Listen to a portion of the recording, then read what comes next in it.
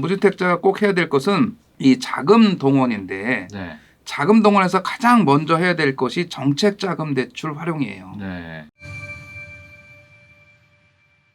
아니 그 교수님께서 지금 이제 전반적인 지역을 쫙 설명을 해주셨는데 이 지역들이 이제 좋다는 건 알겠는데 그러면 언제 사야 되냐 이게 사실 더 궁금할 수도 있잖아요. 네. 현재 지금 무주택자이신 분들은 당장 뭐 집을 사기보다는 뭐 매수 심리도 아주 낮은 상태다 보니까 그냥 뭐 전세나 월세 가서 좀 살다가 나중에 기회를 봐야겠다 이런 분들도 많은데 지금 무주택자 분들 어떻게 하는 게 좀 좋겠다고 생각하세요?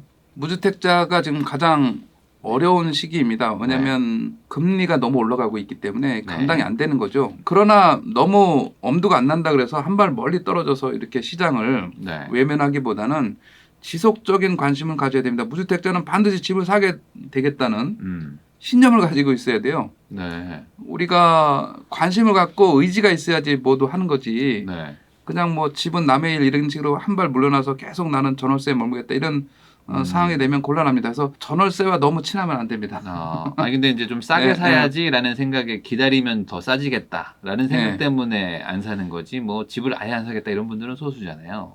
그러니까 더 내려갈 수도 있다라는 거에 대해서 걱정들 좀 하시는 것 그래서 같은데. 이제 앞서도 언급을 했지만 결국은 자기 기준이 있어야 돼요.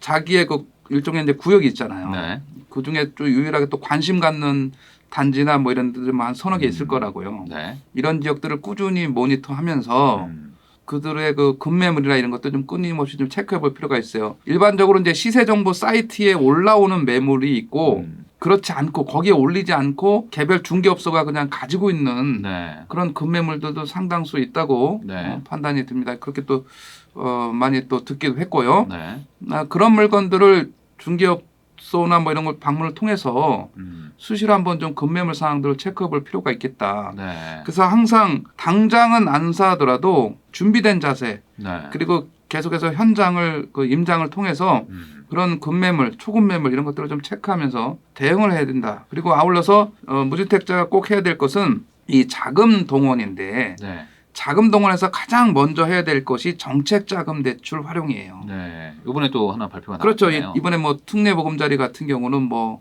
9억 원 이하에서 뭐 5억까지 대출해 준다. 네. 뭐 금리는 뭐 한 4%대 네. 이렇게 된다 그러면 이거에 내가 적합한 자격을 갖추고 있느냐부터 네. 해서 이 정도에서 어느 정도 금액을 대출 받으면 내가 상환 여력이 있겠다. 이런 것까지도 체크해서 우선적으로 시중은행의 그런 주담대보다 먼저 이런 정부의 정책자금 대출을 자기가 거기에 맞는 네. 이런 자격을 갖췄는지 그런 것들을 좀 더 체크해서 항상 대비를 하고 무주택자는 준비를 해야 된다. 이렇게 좀 볼 수 있을 것 같고. 그럼 반대로 아까 말씀하셨던 네. 어떤 그 고점 대비해서 오른 거에서 한 50% 빠진 거 그런 네. 것들인데 거기서 만약에 또 급급매로 더 빠져 있는 게 있다. 그럼 한번 관심을 가져볼 만도 하겠어요. 5억짜리가 10억이 됐는데 네. 오른 가격의 절반이니까 뭐 7억 5천 정도 되면 네. 관심을 가져도 된다. 이런 이제 차원에서 말씀을 드렸는데 네. 그런 정도의 이제 자기만의 기준을 정하고 그 기준에 맞겠다 그러면 이 정도면 이제 매입을 하게 되겠다라는 네. 신호가 오게 되면 실행을 하는 거죠. 어차피 시장은 끝까지 떨어질 수 있다고 생각해서 계속 하락할 것 같지만 네. 그 바닥이 사실은 뭐 그렇게 우리가 기대하는 것만큼 많이 떨어지지 않을 확률도 당연히 높은 거고요. 네. 시장은 뭐 예측대로 움직이지 않지 않습니까? 네. 그리고 바닥이 또 어딘지는 알 수 없는 거죠. 그건 누구도 모르는 거죠. 네. 이미 바닥이 어떤 면에서는 이미 상당 부분 진행이 됐다고 할 수도 있는 네. 뭐 그런 측면도 없지 않아 있는 거예요. 주식시장에서도 이미 어느 정도는 뭐 어떤 분들은 그렇죠. 이미 뭐 바닥을 이미 조금 지나고 있다 뭐 이런 또 분석도 나오고 있기도 하잖아요. 네. 그런 측면에서 자기 기준을 마련하고 일정 부분 그 기준에 적합하면 설사 내가 발목에 사지 못했더라도 네. 무릎 아래에서 산다면 괜찮은 거죠. 충분히 그리고 이제 주택은 이 무주택자의 경우에는 1주택자가 가지는 혜택이 많이 있습니다. 우선 이제 12억까지는 양도세가 비과세잖아요. 네. 떨어지지만 않는다는 전제하에서는 크게 무리가 없을 수 있는 거예요. 그러니까 기본적인 물가 상승률만 올라가면 내가 그동안 냈었던 대출이자 회수하는 데는 문제가 없는 거고요. 그렇게 네. 본다 그러면 충분히 내가 손해나는 그런 거래는 아니다. 그리고 지금 시장에서 그런 그 뭐 분양 가격이나 이런 것들이 이제 계속해서 올라가고 있는 중이기 때문에 네. 일정 부분의 그런 상승률은 인정한 상태에서 판단한다면 충분히 내 집 마련을 좀 더 우선시 두고 좀 적극적으로 대응하는 게 무주택자가 좀 필요하다라고 보여집니다. 왜 그러냐면 당장 24년도 내년도에는 서울의 입주 물량이 네. 최근 20년 내 최저 수준으로 떨어집니다. 네. 그 올해 조금 있고 그다음에 이제 내년은 더 올해는 적어지는군요. 올해 서울의 아파트 입주 물량은 2만 4천 가구인데 내년도에는 절반 12,000 가구. 12,000 가구는 네. 최근 20년간 네. 최저 수준이에요. 최근 10년간 평균이 한 3.6, 3.8 요 정도 보시면 네. 되거든요. 3만 6천 뭐 이 정도인데 2만 4천, 12,000 가구는 네. 거의 뭐 사실은 별로 없는 거죠. 없는 거죠. 예. 그러면은 지금 청약은 어떻게 보십니까? 이 청약 통장 해지하는 분들 요즘 많다 이런 얘기 많거든요. 지금 뭐 어차피 뭐가 의미가 있냐 다 미분양인데 이런 생각도 하시는 분들도 있고 그러면 아니다. 그래도 난 청약을 좀 준비해가지고 나중에 뭐 사겠다라고 생각하시는 분들도 있고요. 유지해야 됩니다. 네. 그거는 세상은 어떻게 될지 모르는 거예요. 네. 그 청약통장을 해지해서 굳이 그동안 또 1순위 자격 갖춘 것을 음. 그거 몇백만 원을 찾아 다른 데로 돌려서 뭐 투자하겠다 이거보다는 미래에 어떤 일이 일어날지 모르기 때문에 청약자격은 꼭 유지해야 되고 네. 이제 특별 공급이나 이런 걸 받을 때도 청약통장 어느 정도 일정 기간 뭐 6개월 1년 이렇게 유지해야 되기 때문에 청약통장을 해지하는 것을 권장하지 않습니다. 그리고 네. 내 집 마련하는 방법이 이제 두 가지잖아요. 청약을 통해서 분양받고 아니면 이제 일반 아파트 매매. 특히 이제 신혼부부나 이런 생애 최초자 같은 경우는 특별 공급이 잘 돼 있기 때문에 그리고 청약자의 그 비중에서 지금 가점제보다 추첨제를 더 늘리고 있잖아요. 네. 사실상 이제 규제 지역이 없어져가지고 다 추첨제잖아요. 추첨제를 늘려놨기 때문에 내가 확률이 없다고 보는 게 아니라 더 확대된 거예요. 네. 그래서 청약 통장은 절대 해지하면 안 되는 겁니다. 네. 그러면 청약으로 내 집 마련한다고 생각하는 것 자체는 괜찮을까요? 괜찮은 지금 거죠. 분위기가? 다만 이제 청약에서 비교를 해야죠. 지금 청약에서는 양극화되는 거죠. 우량 입지 면에서 양호한 지역은 여전히 인기를 가져갈 것이고 네. 두 번째는 이제 가격 경쟁력이죠. 분양가와 주변 시세. 네. 분양가가 주변 시세보다 저렴하다면 당연히 지금도 네. 다 마감되는 겁니다. 네. 그래서 이 지방도 마찬가지예요. 이거는 네. 지방도 분양가가 적정하게 저렴하면 다 완판됩니다. 지금 네. 이 순간에도 그렇습니다. 네. 전부 침체가 아니라 그런 차원에서 청약통장은 반드시 유지하면서 대비해 볼 필요가 있겠다. 네. 또 추첨제가 또 많아졌으니까 또 이거 그럼요. 청약은 계속 시도하면서 당연히 다른 것도 유지해야 보시면, 됩니다. 네, 좋을 것 같습니다. 또 3기 신도시 어느 날 갑자기 나타나는데 그때 당장 뭐 또 기회가 있으면 아까 제가 과천지구 말씀드렸다시피 네. 이런 것들에 기회가 있을 수도 있는 건데 네. 그걸 뭐 당장 닥쳐서는 또 못 하잖아요. 그렇죠. 유지해야 됩니다. 네. 그러면은 그 일시적 이주택자를 최근에 이제 3년으로 다 통일시키면서 그러니까 네. 당장 팔지 말고 이제 3년 안에만 팔아라. 이 정책의 의미는 뭐라고 생각하시고 이게 어떤 영향을 줄 거라고 생각하세요? 일시적 이주택은 이제 집값 하락기에 매물을 좀 적게 나오게 하기 위해서 네. 아니면 이제 거래가 없는데 집을 네. 팔기도 어렵잖아요. 네. 그러니까 약간 유예해 주면서 시장의 그 하락을 좀 방지했다는 게 이제 정부의 그런 설명이에요, 사실은. 네. 취득세 같은 경우도 이제 일시적 유택 기간을 3년 누리면서 통일을 했고 네. 자, 그다음에 종합부동산세에서도 네. 일시적 유택을 이제 2년으로 했었는데 종부세에서도 그거를 3년으로 네. 같이 이제 이런 국세와 취득세인 지방세의 그 시기를 3년으로 통일했습니다. 그러니까 모든 면에서 이제 3년으로 됐으니까 이런 이 양도세와 그래서 양도세와 취득세 이런 그 지방세와 국세를 시기를 꼭 일치하는 것은 네. 필요합니다. 간혹 가다가 이제 세제를 보게 되면 이 지방세 기준하고 국세 기준하고 달리 움직이는 이런 경우가 있고 좀 세법이 좀 단순해야 되는데 너무 복잡하니까요, 사실. 특히 이제 같은 국세인 양도세와 종부세도 기준이 안 맞는 게 있었어요. 근데 네.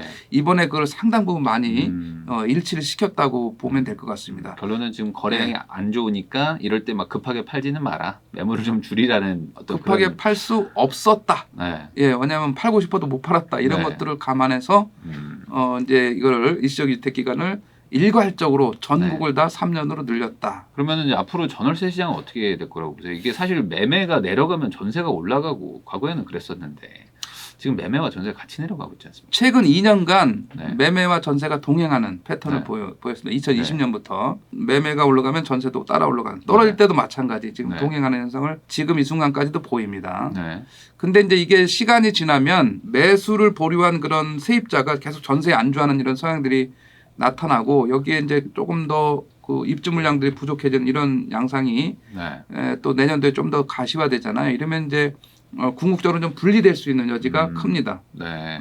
종전에도 이제 그렇게 됐어요. 2008년 리먼 사태 이후에 집값은 계속 곤두박질치고 떨어지는 와중에 전세값은 이제 올라갔었던 그게 네. 이제 2009년 7월부터 급등하기 시작했습니다. 네.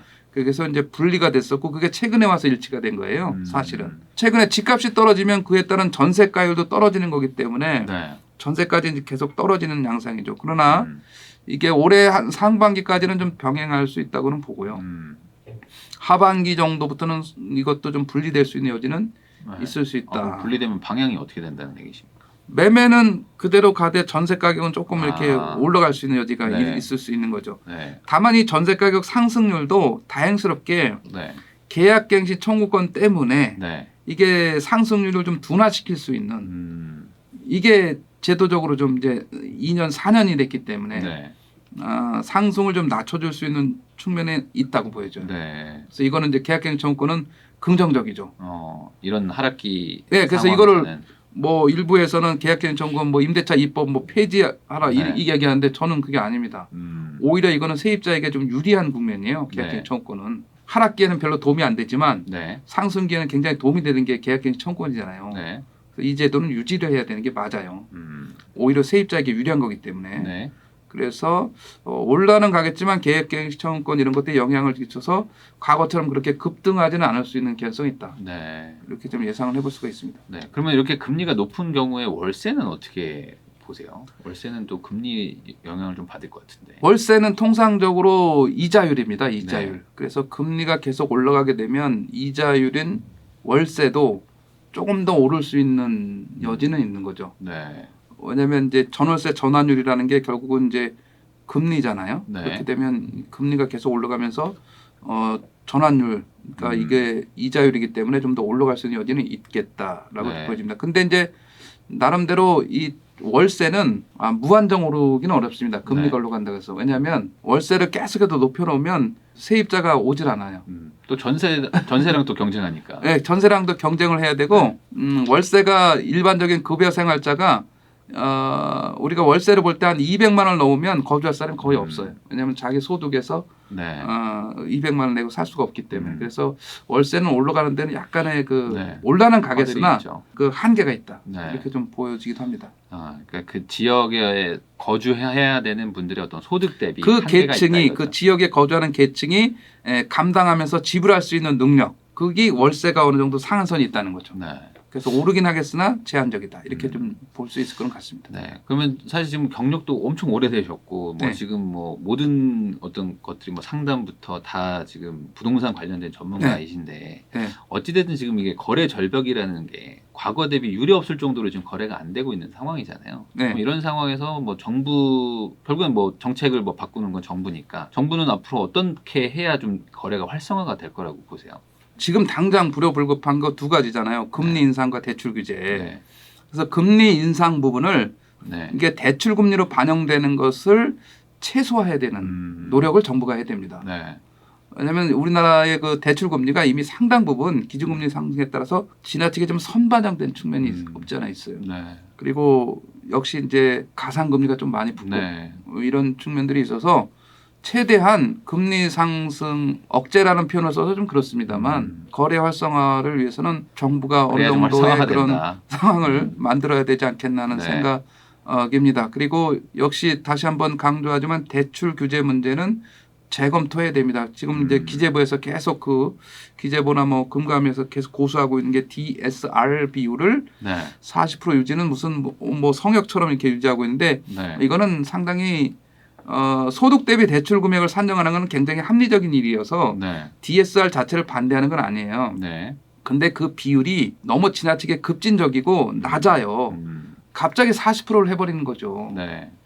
DTI 60에서 갑자기 DSR 40으로 떨어뜨린 거죠. 네. 이거는 궁극적으로 젊은 층 이하 저소득층에게 강력한 영향을 미치기 때문에 대출 규제를 완화하는 거는 오히려 중산층이나 젊은 층이 더 강력하게 요구를 해야 되는 부분이에요. 네. 거래 절벽을 해소하기 위해서 무주택자의 선택권을 주는 거 이렇게 완화해놓고 대출을 받아서 집을 사든지 안 사든지는 무주택자의 선택권인 거예요. 그런데 받으려고 했을 때 나는 3억이 필요한데 2억밖에 너는 안 돼. 이렇게 네. 제한을 하는 게 더 큰 문제인 거기 때문에 그래서 거래 활성화를 위해서 금리 인상을 최소화해야 되고 대출 네. 규제 문제를 DSR 문제를 정상화시켜야 돼요. 이것도 정상이 아니에요. 40%는. 지나치게 과도한 규제라고 볼 수가 있어요. 이거를 6, 70 정도로 완화해 놔야지 정상이에요. 아니 근데 이렇게 대출 규제를 완화하라고 하면 네. 사실 뭐 어떤 분들은 이제 뭐 바젤 3 뭐 협약 얘기 막 하시면서 뭐 국제적으로 이게 룰이 있는데 이걸 무슨 수로 우리가 푸냐 뭐 이런 얘기도 하시는 분들이 있거든요. 그런 규제는 사실상 없고요. 네. 그게 그게 좀 인터넷에 좀 많이 좀 회자되는 얘기라서. 네. 그렇지는 않습니다. 그리고 네. 우리가 이제 걱정하는 것은 가계부채 총량이잖아요. 네. 가계 신용, 네. 가계 신용 뭐 1,870조 뭐 이런 부분들인데 네. 사실 그 가계부채도 총량만 가지고 지나치게 네. 규제를 할 것은 아니에요. 왜냐하면 내부 세목별로 이렇게 다 이렇게 나눠보게 되면 그 가계부채 중에 그 주택담보대출이 한 1,000조 원 정도 됩니다. 네. 이제 1,000조 원 정도 되는데 이거는 어찌 보면 상당히 우량대출인 그렇죠. 거예요. 담보대출이니까. 그리고 우리가 가계부채를 관리하려면 취약계층, 이 취약계층의 이런 저소득층 이런 것들 위주의 그런 그 대출 관리 전략이 유효한 거지. 제일 관리하기 쉽고 우량대출인 주담대를 억제하는 것은 그렇게 바람직한 관리 방안이 아니에요. 네. 그래서 우량대출 가지고 왜 계속 이걸 가지고 하는 거예요. 그걸 주담대 네? 규제해가지고 P2P 받으러 가고 사채 받으러 가고 하잖아요. 그러니까 이거는 네. 뭔가 관리 방안에서 좀 맞지 않는 거죠. 음. 그래서 이 주담대를 억제하는 것은 네. 무주택자들에게는 또 하나의 엄청난 규제로 작용합니다. 네. 그래서 이 부분에 대한 해소는 좀 반드시 필요하지 않나 생각됩니다.